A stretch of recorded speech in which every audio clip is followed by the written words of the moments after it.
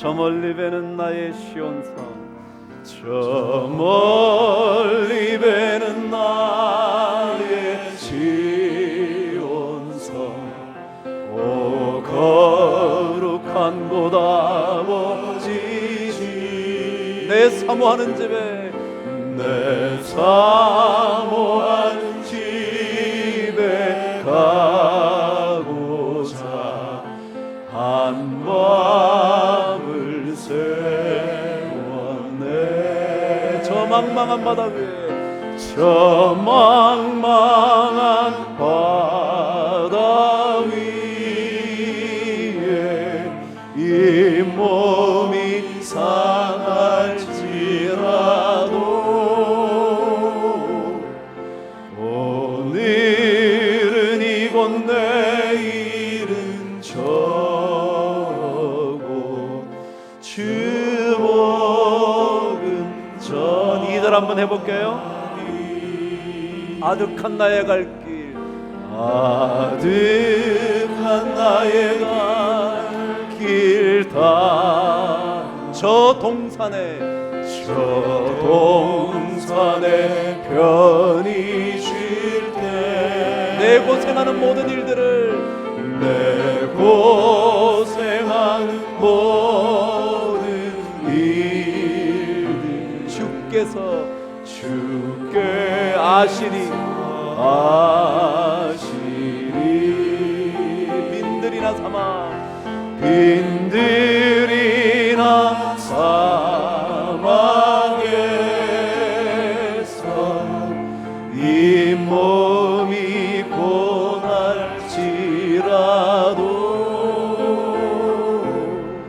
주 예수 나를 사랑하사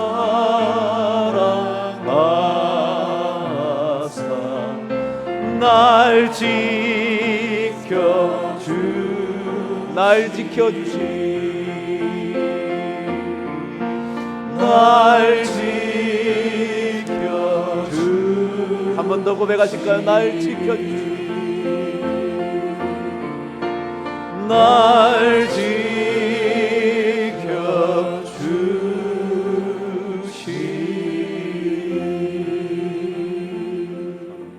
말씀을 묵상하겠습니다. 지난번에 이어서 두 번째로 우리 과부의 기름 이야기 묵상해 보도록 하시죠. 열왕기 하 4장 1절에서 7절까지 저와 한 절씩 나누어 읽도록 하겠습니다. 선지자의 제자들의 아내 중에 한 여인이 엘리사에게 부르짖어 이르되, 당신의 종 나의 남편이 이미 죽었는데 당신의 종이 여호와를 경외한 줄은 당신이 아시는 바니이다. 이제 빚준 사람이 와서 나의 두 아이를 데려가 그의 종을 삼고자 하나이다 하니,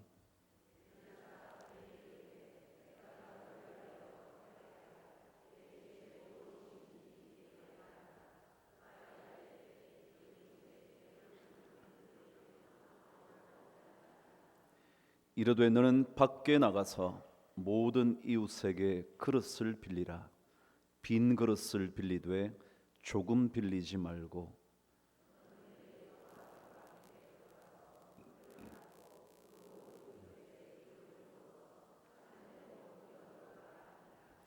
여인이 물러가서 그의 두 아들과 함께 문을 닫은 후에 그들은 그릇을 그에게로 가져오고 그는 부었더니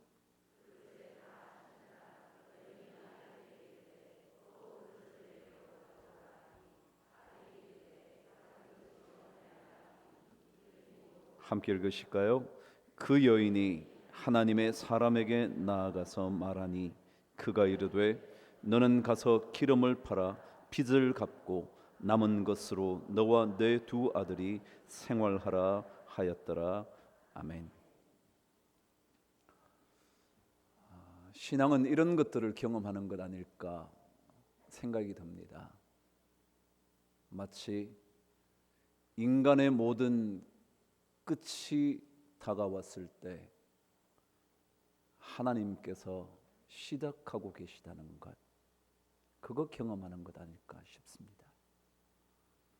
인간의 끝이 어쩌면 하나님의 시작이라는 것,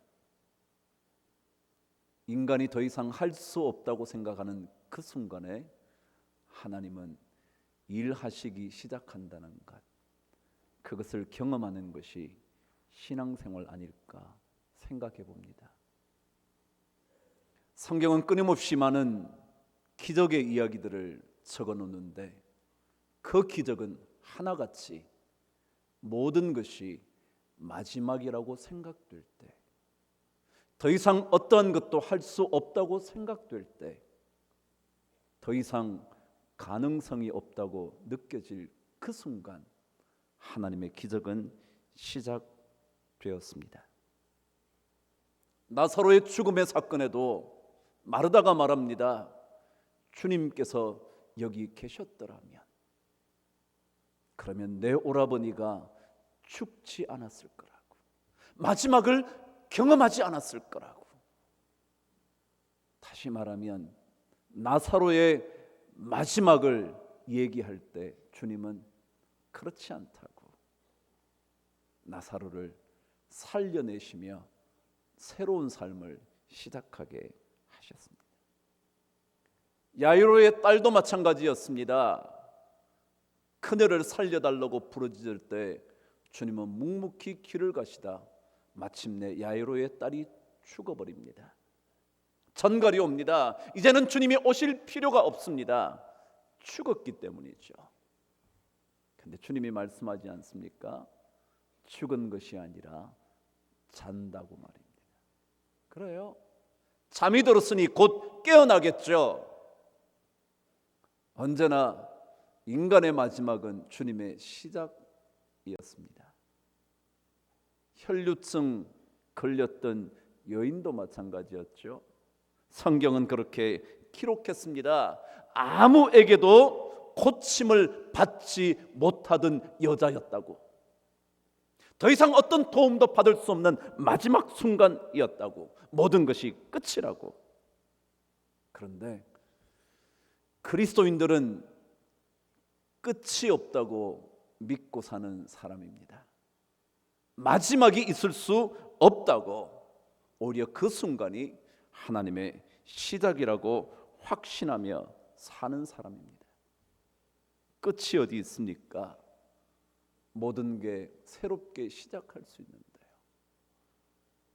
겨우내 메마른 가지에 잎이 돋고 꽃이 만발하는 봄이 오는 건데, 누구 시인의 말대로 이제 꽃필 봄이 여러분과 우리 앞에 있는데, 이것을 경험하는 것이 신앙생활인 것 같습니다. 선지자의 제자의 과부에게도 마지막이 찾아왔습니다. 아무것도 남지 않았습니다. 아니, 남아있다면 기껏 기름 한 병밖에 없었죠. 그것은 곧 죽음을 기다리는, 마지막을 바라보는 순간이라는 것을 의미하는 것밖에 되지 않았죠. 아니, 남아있는 것이 있다면 그녀와 두 아이의 죽음밖에 없었을 거죠. 그래서 아무것도 남지 않아서 드디어 끝이라고 생각될 때 하나님의 사자를 만나지 않습니까? 끝이라고 생각될 때 하나님께서 엘리사를 통하여 말씀하시기 시작하지 않습니까? 왜요? 누가 뭐래도 아직까지 하나님을 만나는 일이 남아있기 때문이죠. 다른 아무것도 할 수 없을지는 몰라도 아직 하나님을 만날 일만은 남아있기 때문에 더 절실하게 만나야 하는 순간이 남아있기 때문이죠.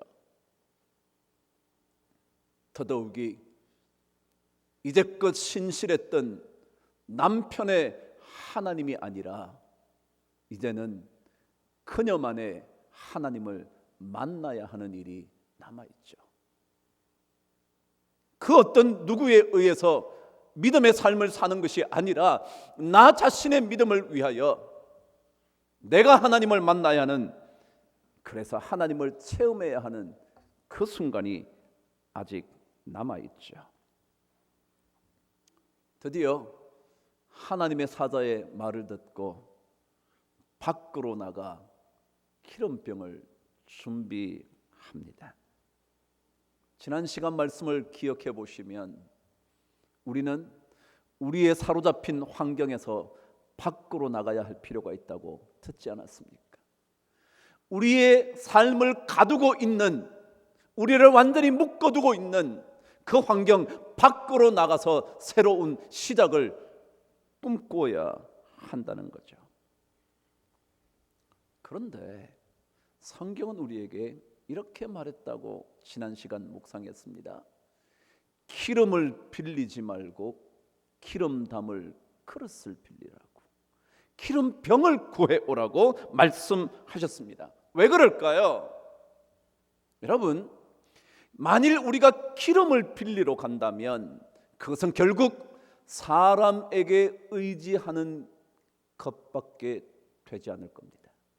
기름을 얻으러 간다면, 또다시 누군가에게 기름을 달라고 요구한다면 그 사람에게 매달리고 의지하는 인생밖에 되지 않을 거니까, 여러분, 신앙은 하나님을 의지하고 하나님을 바라보는 거니까, 사람에게 기대지 않아야 하는 거니까 기름을 얻으러 가지 말고 기름병, 기름 그릇을 얻으라고 성경은 가르쳐 줍니다. 사람이 아니라 하나님을, 인간이 아니라 전능하신 하나님을 사모하고 의지하는 것이 신앙이기 때문에 그런 것입니다. 그래서 지난 시간 말씀대로 기름보다 기름 그릇이 더 중요하거든요. 왜냐하면 기름 그릇을 가져야 하나님을 기대하거든요. 기름을 얻으면 하나님을 기대할 필요가 없어지거든요. 그런데 기름 그릇을 가지면 이 그릇에 채워져야 할 기름 때문에 하나님을 바라보게 되거든요. 그래서 기름병, 기름 그릇을 빌린다는 것은 결국 하나님을 다시 바라보겠다는 것을 의미하는 거죠. 여러분, 생각해 보십시오. 아무리 기름 그릇을 가진들 기름이 채워지지 않으면 무슨 소용이 있겠습니까? 그러니까 더 기름 그릇을 붙들고 하나님께 매달리겠죠. 하나님, 이 그릇에 채워져야 할 기름이 필요합니다. 하나님이 이 그릇에 채워져야 할 그 무언가가 있어야 합니다. 하나님 바라보게 되겠죠. 그래서 하나님은 하나님의 사자를 통하여 기름을 빌리지 말고 기름 그릇을 빌리라고 말씀하셨습니다. 그런데 드디어 오늘 성경은 우리에게 이 기름병을 얻어온 여인에게 엘리사가 들려준 이야기 4절 저와 함께 읽으면서 말씀을 묵상해 보시죠. 시작. 너는 내 두 아들과 함께 들어가서 문을 닫고 그 모든 그릇에 기름을 부어서 차는 대로 옮겨 놓으라 하니라. 기름 그릇을 가져온 그 여인에게 엘리사가 이렇게 말합니다. 그 기름 그릇을 가지고 들어가서 문을 닫으라고. 문을 닫으라고. 그래요. 여러분도 충분히 생각할 수 있겠지만 저도 생각해봤죠. 여러분, 이제 곧 어쩌면 하나님께서 베풀어 주실 놀라운 기적이 눈앞에 펼쳐지지 않겠습니까? 그렇다면 어쩌면 문을 활짝 열어놓고 누구든지 보게 해야 되는 거 아닐까요? 이런 기적 한번 보라고. 왜냐하면 하나님께서 그 여인에게 그릇을 가져오라 한 것은 그릇 속에 채워주실 것이 있기 때문에 말씀하신 거니까, 그것을 경험하려면 문을 활짝 열고, 아니 모든 사람이 보이는 데서, 아니 기름 그릇을 빌려온 많은 사람을 불러놓고 그 자리에서 하나님께서 부어주시는 기름을 경험하게 해야 맞지 않겠습니까? 그런데 성경은 문을 닫으라는 겁니다. 이런 뜻은 혹시 아닐까요? 결국 신앙은 다른 모든 가능성의 문은 닫고 말고 하나님만 만나보라는 것 아닐까요? 다른 가능성의 문을 닫고요, 다른 것으로 기웃거리던 내 눈의 문을 닫고요, 그리고 하나님만 만나보라고 하는 것은 아닐까요? 우리는 신앙생활 하면서도 많은 곳으로 눈을 돌리지 않습니까? 그곳으로 눈을 돌리면서 그곳에서 답을 얻어보려고 하지 않습니까? 그런데 오늘 성경은 들어가서 문을 닫으라고. 예수님께서도 말씀하셨잖아요. 기도할 때 어떻게 하라고요? 골방에 들어가라고요.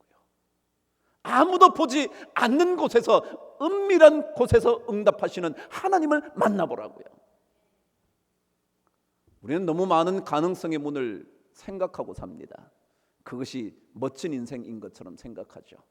여기 가도 해결책이 있고요, 저기 가도 해결책이 있고요, 네트워크가 넓어지면 넓어질수록 더 많은 해결책이 있을 거라고 생각하는 인생에서 하나님은 들어가서 문을 닫으라고. 그래서 하나님 그분만 바라보라고. 그래서 신앙의 훈련은 사실은 문 닫는 훈련이죠. 이쪽 문도 한번 닫아보고요, 닫으면 닫을수록 답답하게 느껴지겠지만 그러나 하나님 한 분만을 만날 수 있는 기회가 된다는 것 깨닫는 것이 신앙생활이거든요. 여러분, 사육신 얘기 제가 간간히 하죠. 그 중에 가장 대표적인 인물이 성삼문이라는 사람이었죠. 그는 세종 때 관직에 나아갑니다. 세종대왕 아시죠? 조선시대의 4대째 왕이었던 그 사람 때 그가 관직에 나아가 집현전 학사가 되죠. 그래서 한글을 만드는 일에 쓰임받았던 좋은 충신이었죠. 세종의 아들이었던 큰아들이었던 문종, 그를 섬겼죠. 그리고 그 아들인 단종을 섬기려다가 숙부인 수양대군 세조에게 죽임을 당하죠. 숙부 문종의 동생이었죠. 그런데 그가 세조를 옹립하지 않고 단종, 왜냐하면 한 임금밖에 섬길 수 없다고 생각한 옛적의 말 불사이군, 불사 일하지 않는다, 두 군주를 위하여 일하지 않는다는 그 원칙 때문에 자기는 단종을 세우는데 수양대군인 세조가 그를 죽이지 않습니까? 쇠를 달구어서 그의 살을 지지고 팔을 잘라내는데도 그는 꼼짝을 하지 않고 그 옆에 있었던 신숙주에게 이렇게 말했답니다. 옛날에 너와 함께 집현전에 있을 때 세종께서 어린 원손, 원손은 세자, 왕세자의 아들이요, 손자죠. 왕이 될 손자. 그를 안고, 단종이겠죠, 뜰을 거닐면서 세월이 흐른 뒤에 너희들이 이 아이를 잘 생각해 주기를 바란다 하시던 말씀이 아직 귓전에 생생한데 네가 어찌 이럴 수 있느냐고 신숙주를 꾸짖습니다. 살이 타들어가는데, 팔이 잘려지는데 그는 오히려 한 임금 섬기지 않았던 불충한 신하를 향하여 꾸짖죠. 그럼 신앙생활이에요. 하나님 한 분만을 붙드는 거예요. 다른 거 보지 않고요. 그래서 들어가서 문을 닫는 거예요. 제가 성삼문에 대한 재밌는 얘기를 읽어봤어요. 이름이 성삼문입니다. 삼자는 석삼자고요, 문자는 물을 문자랍니다. 3번 물었다고요. 그게 무슨 뜻이냐면 그의 어머니가 자신을 낳을 때 가장 좋은 시각에 태어나도록 하기 위하여 진통을 하면서 곧 아기를 낳아야 되는데 지금이 가장 좋은 때냐? 지금이 가장 좋은 때냐? 지금이 가장 좋은 때냐? 3번이나 물었대. 그래서 산문이래. 그냥 저 혼자 생각한 거예요. 야, 그 어머니 참 대단하다. 그 옛날에 좋은 사주 얻으려고 애 낳아야 되는데 진통을 참아가면서 3번이나 물었대잖아요. 여러분 어떠세요? 어려운 중에 고통 중에 하나님께 3번씩 물을 수 있나요? 아니면 한 번쯤 묻다가 대답 없는 이름이요 라고 말하면서 그만두시나요? 정말 하나님을, 신앙생활 하나님을, 신앙생활은 이것 배우라고 하나님이 그러는 거예요. 뭐라고요? 들어가서 문을 닫고 하나님을 기대하는 거예요. 하나님을 사모하는 거예요. 하나님께 물어보는 거예요. 그때 하나님께서 어떻게 하시는지를 경험하는 것이 신앙이죠. 하나님을 섬기는 것, 하나님께 물어보는 것, 그것을 자꾸만 경험하게 하시려고 하나님이 이렇게 만드시는 거죠. 드디어 문을 닫습니다. 기름을 붓기 시작합니다. 성경은 5절, 6절 이렇게 기록하고 있습니다. 읽으실까요? 시작. 여인이 물러가서 그의 두 아들과 함께 문을 닫은 후에 그들은 그릇을 그에게로 가져오고 그는 부었더니 그릇에 다 찬지라. 여인이 아들에게 이르되 또 그릇을 내게로 가져오라 하니 아들이 이르되 다른 그릇이 없나이다 하니 기름이 곧 그쳤더라. 드디어 기름을 붓기 시작하는데요, 그 기름이 막 채워지기 시작합니다. 다 채워지다 그릇을 옮기고 또 다른 빈 그릇을 내자 또 채웁니다. 다 채워집니다. 또 옮겨 놓습니다. 계속 기름을 붓습니다. 여러분, 하나님을 만나면 하나님은 언제인가 채워주시는 은혜가 있을 줄 믿습니다. 사실은 우리 교회가 지난 5년 동안 살아온 것이 하나님의 채워주시는 기름의 은혜가 있어서 아닐까요? 다른 것은 바라보지 못했는데, 다른 것은 제대로 못했는데 하나님 붙들고 하나님께만 물어왔던 우리 교회가 채워지는 은혜를 경험한 거 아닙니까? 그런데 오늘 성경은 이렇게 기록했습니다. 기름을 채우기 시작했는데 그릇을 계속 가져오라고 합니다. 그런데 드디어 아들이 말합니다. 엄마, 그릇 더 없어요. 그랬더니 성경은 이렇게 기록합니다. 기름이 곧 그쳐버렸다고. 여러분, 그래요. 문제가 뭘까요? 하나님께서 채워주시는 기름이 모자라는 걸까요? 아니면 우리 그릇이 없는 걸까요? 그릇만 있으면, 여러분과 저의 믿음의 그릇만 있으면, 그릇만 크면 하나님의 채워주시는 기름은 절대 마르는 법이 없습니다. 우리는 기름 없다고 말하거든요. 기름이 모자란다고 말하는 거거든요. 기름이 더 없어서 우리 인생 이렇게 됐다고 생각하는 거거든요. 그런데 아니요, 오늘 성경은 이렇게 기록해요. 다른 그릇이 없나이다 하니 기름이 곧 그쳤더라. 그럼 중요한 것은요, 여러분과 저 우리 교회의 믿음의 그릇 크기입니다. 여러분과 제가 가지고 있는 믿음의 그릇의 문제입니다. 여러분과 제가 믿음의 그릇을 더 많이 가지면 가질수록 하나님의 기름의 채워짐의 은혜는 분명히 넘쳐나게 될 줄 믿습니다. 들어가서 문을 닫으십시오. 그리고 하나님만 한번 만나보십시오.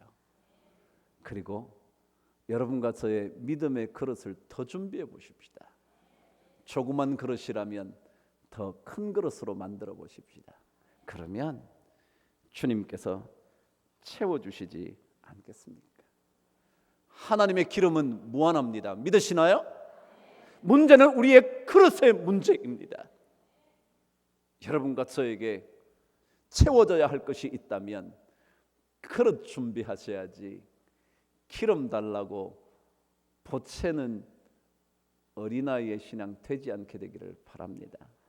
그래서 언제인가 우리의 믿음의 그릇이 커지는 순간 하나님의 넘치도록 채워주시는 은혜를 맛보시게 되기를 주님의 이름으로 축복합니다. 기도하겠습니다. 하나님 아버지, 우리에게 필요한 것이 무엇인지를 가르쳐 주셨는데 잘 깨우쳐 믿음의 길 멋지게 걷게 하여 주시옵소서. 채워지는 기름의 은혜를 맛볼 수 있도록 우리 안을 깨끗이 비워 하나님의 은혜의 기름 담기도록 그릇 준비하는 인생 되게 하여 주시옵소서. 들어가서 문을 닫고 하나님만을 만나보는 인생 되게 하여 주시옵소서. 예수 그리스도 이름으로 기도드리옵나이다. 아멘.